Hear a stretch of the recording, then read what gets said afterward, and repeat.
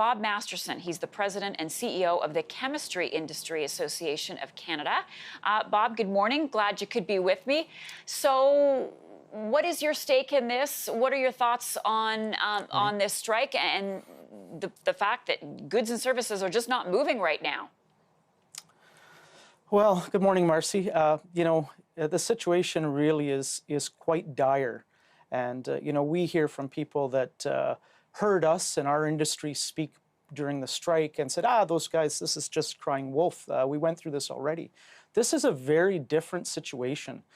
As we led up to that strike in November and December, we had months of forewarning. We foreplanned the railways, the shippers, the customers. This is an emergency, and it's a three-part emergency. We've got the blockades. Yep. We have an order that was put in place by the minister, and we have the railways embargoing some key products. And, it's not just about the economy. What our concern is some critical goods and services that we supply. Okay, well, let's talk a bit more about these crucial products that really keep us safe, keep us healthy. What are they? Right. Well, many things go into the economy, but the things that our industry is involved with and that are part of both the ministerial order and the embargoes, as well as the blockade, are all the chemicals to treat your drinking water in 95% of Canadian municipalities, all the chemicals to treat the discharge of all your sewage and stormwater that goes back into the waterways and keeps the environment safe, propane to heat homes and to help farmers through the winter, diesel fuels and other fuels that go into the jet fuels at airports, de-icing fluid. We don't operate airports without vast quantities of de-icing fluid. All those goods travel by rail. This isn't like the 401 when the 401 has an accident in the winter and closes down. Oh, we'll just take a detour. We're inconvenienced. We're going to take a detour. There's no detour here, So folks. There's no it alternative. Is stuck. There's no alternate. There is no alternative. There is no alternative.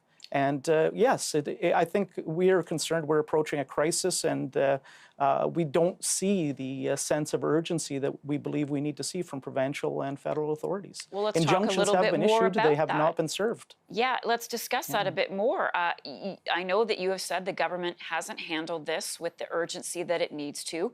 What do you want to see the government do today, Bob?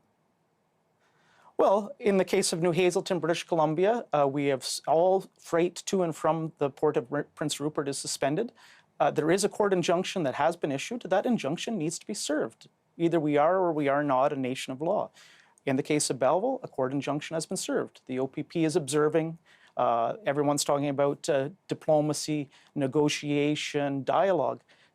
We either have a rule of law or we don't. And when we look at our industry, it's a $60 billion a year industry, and almost every penny of that is foreign investment into Canada. This is the fourth significant rail disruption we've seen in 30 months. And if Canada had two things working for it in history in terms of an investment destination, it was infrastructure, reliable infrastructure, and the rule of law.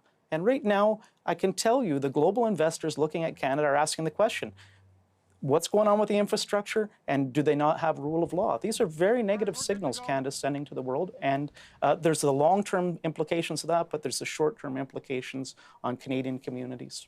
I hear you. I do feel compelled to say the other side, which is the right to demonstrate, the right to protest. We live in a democracy, and those people that are out there stand by that position. Absolutely, and at the end of the day, that's where the role of the courts and the rule of law comes in, and you have a right to protest. You have a right to disrupt the economy and take the actions you wish. But there comes a point when the courts, through a judicial process, decide how far you've gone and have you crossed the acceptable line for society in this country. And in the case of New Hazelton, British Columbia, in the case of Belleville, Ontario, and we just heard you talk about Premier Palliser in Manitoba, the case of Winnipeg, there are court injunctions that say the line has been crossed. So again, after the line has been crossed, what's the role of the police? Is it more dialogue? Is it more a negotiation? Or is it time to apply the rule of law and make goods move? Bob Masterson, thank you so much for coming on and articulating your point of view on this. It's certainly an important one. Bob is the president and CEO of the Chemistry Industry Association of Canada. I'll speak with you again, I hope.